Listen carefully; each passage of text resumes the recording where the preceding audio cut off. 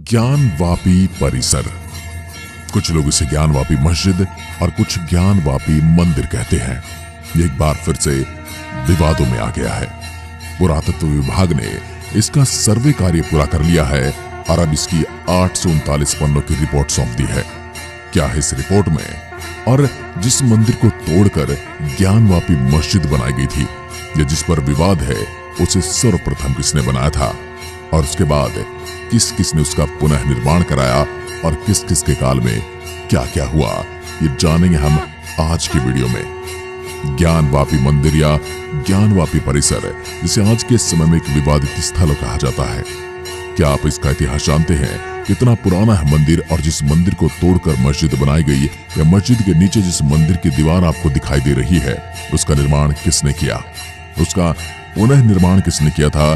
खुली आंखों से जिसे देखकर कोई भी मनुष्य बता सकता है कि मंदिर की दीवारों पर मस्जिद के गुंबद रखे हुए हैं। दुनिया का कोई भी इंसान जिसे मंदिर मस्जिद से कोई लेना देना न हो, उसको एक दो मंदिर दिखाओ, एक दो मस्जिद दिखाओ और पूछ लो और बस उसका फैसला मान लो। किसे तोड़कर क्या बनाया गया है वह अपने आप बता देगा। अगर किसी अंधे मनुष्य को भी दो चार मंदिरों की दीवारों को छूकर और दो चार मस्जिदों की दीवारों को छूकर महसूस करने के बाद ज्ञानवापी ले जाओगे और अपने हाथों के स्पर्श से वह बता देगा कि किस चीज को तोड़कर कौन सी चीज बनाई गई है।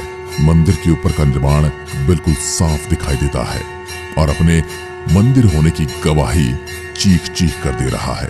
ज्ञानवापी मामले में हलचल एक बार फिर से तेज हो चुकी है, क्योंकि ASI की रिपोर्ट के बाद दोनों पक्षों की तरफ से प्रतिक्रियाएं आने लगी हैं।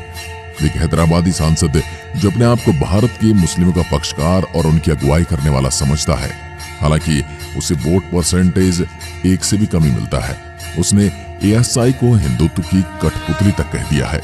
दूसरा हिंदू पक्ष के वकील विष्णु शंकर जैन ने कहा, भारतीय पुरातत्व विभाग की रिपोर्ट दोनों पक्षों को सौंप दी गई है और इसका अध्ययन करके अपनी प्रतिक्रियाएं दे सकते हैं। उसके बाद उन्होंने कहा, ASI ने 839 पन्नों की अपनी रिपोर्ट में इसका पूरा सार, इसका विवरण और कंक्लूजन भी दिया है और इसमें कहा है कालांतर में इसमें अवश्य एक भव्य मंदिर रहा है और साथ ही इसे साबित करने वाले प्रमाणों का भी हवाला दिया है।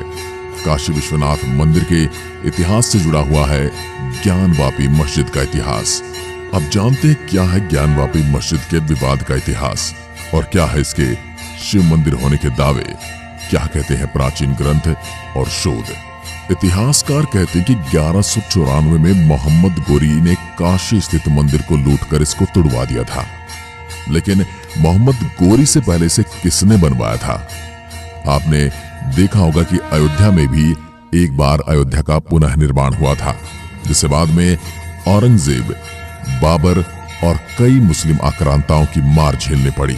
सम्राट विक्रमादित्य, जिन्होंने उज्जैन नगरी के उद्धार के बाद अयोध्या का उद्धार किया और ऐसे ही वो काशी का उद्धार करने भी पहुंचे, क्योंकि उस समय बहुत बड़े भूभाग पर उनका ही साम्राज्य था।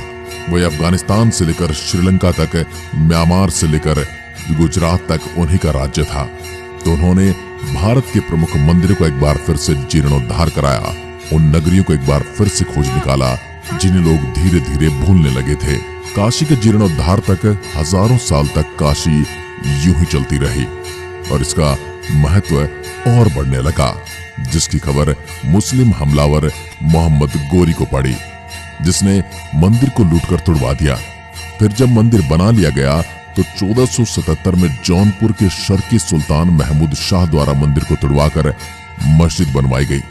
हालांकि उसको लेकर मतभेद है कि तब मस्जिद नहीं बनी थी, क्योंकि कुछ का मानना है 1669 में औरंगजेब के आदेश से तोड़कर यहाँ पर मंदिर के आधे हिस्से पर जामा मस्जिद बनाई गई। हालांकि मस्जिद को अलग से बनवाकर मंदिर की नींव और मलबे का ही इसमें प्रयोग किया गया था। मंदिर टूटने और मस्जिद बनने के 125 साल तक कोई मंदिर नहीं बना था। इसके बाद साल 1735 में इंदौर की महारानी देवी अहिल्याबाई ने ज्ञानवापी परिसर के पास काशी विश्वनाथ मंदिर बनाया। ज्ञानवापी मस्जिद का पहला जिक्र 1883 से 84 के राजस्व दस्तावेजों में जमा मस्जिद ज्ञानवापी के तौर पर दर्ज हुआ। 1809 में हिंदू समुदाय के लोगों द्वारा ज्ञानवापी मस्जिद को उन्हें सौंपने की मांग की गई। 30 दिसंबर 1810 को बनारस के तत्कालीन जिला दंडाधिकारी मिस्टर वॉटसन ने वाइस प्रेसिडेंट इन काउंसिल को एक पत्र लिखकर ज्ञानवापी परिसर हिंदू को हमेशा के लिए सौंपने को कहा था, लेकिन यह कभी संभव नहीं हो पाया। 1936 में दायर एक मुकदमे पर वर्ष 1937 के फैसले में ज्ञानवापी को मस्जिद के तौर पर स्वीकार किया गया। 1984 में विश्व हिंदू परिषद ने कुछ राष्ट्रवादी संगठनों के साथ मिलकर ज्ञानवापी मस्जिद के स्थान पर मंदिर बनाने के उद्देश्य से राष्ट्रव्यापी अभियान चलाया। 1991 में हिंदू पक्ष की ओर से हरिहर पांडे, सोमनाथ व्यास और प्रोफेसर रमारंग शर्मा ने मस्जिद और संपूर्ण परिसर में सर्वेक्षण और उपासना के लिए अदालत में एक याचिका दायर की। मस्जिद सर्वेक्षण के लिए दायर की गई याचिका के बाद संसद ने उपासना स्थल कानून बनाया। तब आदेश दिया कि 15 अगस्त 1947 से पहले अस्तित्व में आए किसी भी धर्म के पूजा स्थल को किसी दूसरे में नहीं बदला जा सकता। फिर 1993 में विवाद के चलते इलाहाबाद हाई कोर्ट ने स्टे लगाकर यथास्थिति कायम रखने का आदेश दिया। 2018 में सुप्रीम कोर्ट ने आदेश की वैधता 6 माह के लिए बताई। 2019 में वाराणसी कोर्ट में फिर से इस मामले में सुनवाई शुरू हुई। 2021 में फास्ट ट्रैक कोर्ट ने ज्ञानवापी मस्जिद के पुरातात्विक सर्वेक्षण की मंजूरी दी। 2022 में ही कोर्ट के आदेश के अनुसार ज्ञानवापी मस्जिद के सर्वे का काम पूरा हुआ। शिव मंदिर होने के दावे पर क्या कहते हैं प्राचीन ग्रंथ? हिंदू पुराणों के अनुसार काशी में विशालकाय मंदिर में आदिलिंग के रूप में अविमुक्तेश्वर शिवलिंग स्थापित है। इसका उल्लेख महाभारत और उपनिषद में भी किया गया है। ईसा के हजारों वर्ष पूर्व राजा हरिश्चंद्र ने जिस विश्वनाथ मंदिर का जीर्णोद्धार करवाया था, उसका सम्राट विक्रमादित्य ने अपने कार्यकाल में पुनः जीर्णोद्धार करवाया था। शिव पुराण और लिंग पुराण में 12 ज्योतिर्लिंगों के बारे में उल्लेख मिलता है, जिसमें काशी का ज्योतिर्लिंग प्रमुख माना गया है। भगवान शिव के त्रिशूल की नोक पर बसी है शिव की नगरी काशी। भगवान शंकर को यह गद्दी अत्यंत प्रिय है, इसलिए उन्होंने इसे अपनी राजधानी एवं अपना नाम काशीनाथ रखा। विष्णु ने अपने चिंतन से यहाँ एक पुष्करणी का निर्माण किया और लगभग 50,000 वर्षों तक यहाँ पर घोर तपस्या करते रहे। पतित पावनी भगीरथी गंगा के तट पर धनुषकारी बसी हुई है, जो पापनाशिनी है। कथित मस्जिद और नए विश्वनाथ मंदिर के बीच 10 फीट गहरा कुआं है, जिसे ज्ञानवापी कहा जाता है। इसी कुएं के नाम पर मस्जिद का नाम पड़ा। स्कंद पुराण में कहा गया कि भगवान शिव ने स्वयं लिंगाभिषेक के लिए अपने त्रिशूल से कुआं बनाया था। कहते हैं कि कुएं का जल बहुत ही पवित्र है, जिसे पीकर व्यक्ति ज्ञान को प्राप्त हो जाता है और इसीलिए इसका नाम ज्ञानवापी है। ज्ञान यानी बोध होना, वापी यानी जल। ये भी कहते कि शिव जी ने यही अपनी पत्नी पार्वती को ज्ञान दिया था, इसलिए इस जगह का नाम ज्ञानवापी या ज्ञान का कुआं पड़ा। ज्ञानवापी का जल श्री काशी विश्वनाथ पर चढ़ाया जाता था। ज्ञानवापी मस्जिद का आर्किटेक्चर मिश्रण है। मस्जिद के गुंबद के नीचे मंदिर के स्ट्रक्चर जैसी दीवारें नजर आती हैं और मस्जिद के खंभे भी हिंदू मंदिर शैली में बने हुए हैं। 1991 में काशी विश्वनाथ मंदिर के पुरोहितों के वंशजों ने वाराणसी सिविल कोर्ट में याचिका दायर की। याचिका में कहा गया, मूल मंदिर को 2050 साल पहले राजा विक्रमादित्य ने बनवाया था। 1669 में औरंगजेब ने इसे तोड़कर मस्जिद बनाई। याचिका में कहा गया, मस्जिद में मंदिर के अवशेषों का इस्तेमाल हुआ, इसलिए यह जमीन हिंदू समुदाय को वापस दी जाए। वादी पक्ष का दावा है कि मौजूद ज्ञानवापी आदि विश्वेश्वर का मंदिर है, जिसका निर्माण 2050 साल पहले राजा विक्रमादित्य ने करवाया था। काशी विश्वनाथ मंदिर के तोड़े गए हिस्से में मंदिर के चिन्ह और गर्भगृह में शिवलिंग होने की बात उठती रही है। British library, London library of Congress, Washington ने जे पॉल गेटी म्यूजियम, कैलिफोर्निया इत्यादि में विदेशी फोटोग्राफर द्वारा सन 1859 से 1910 के मध्य लिए गए ज्ञानवापी के अनेक चित्र संग्रहित हैं।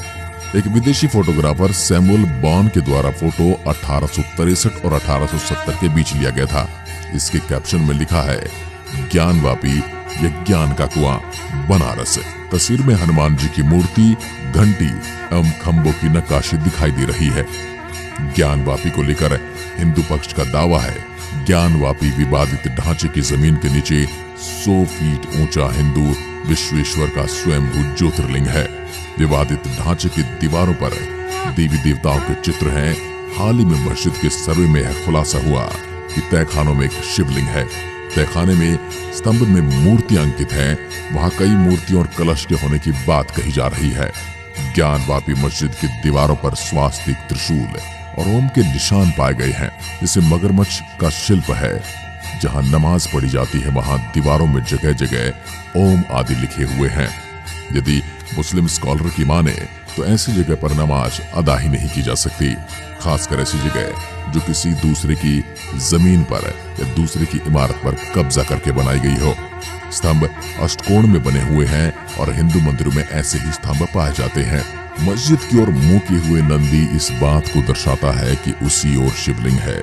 मस्जिद परिसर में स्थित श्रृंगार गौरी मंदिर का होना इसके बाद का सबूत है। ज्ञानवापी मस्जिद का जो मुख्य गुंबद है उसके नीचे भी गुंबद है। दोनों के बीच करीब 6 से 7 फीट का गैप है। नीचे के गुंबद को गुंबद नहीं कहा जा सकता क्योंकि वहां शंक्वाकार है। ऐसा हिंदू स्थापत्य शैली में ही बनाया जाता है। गुंबद में जो नीचे का भाग है वह मंदिर का मूल स्ट्रक्चर है। आज की वीडियो में बस इतना ही। इसके बारे में आप क्या समझते हैं कमेंट में लिखकर जरूर बताइएगा। एक बार फिर मिलते हैं, तब तक के लिए नमस्कार, जय हिंद।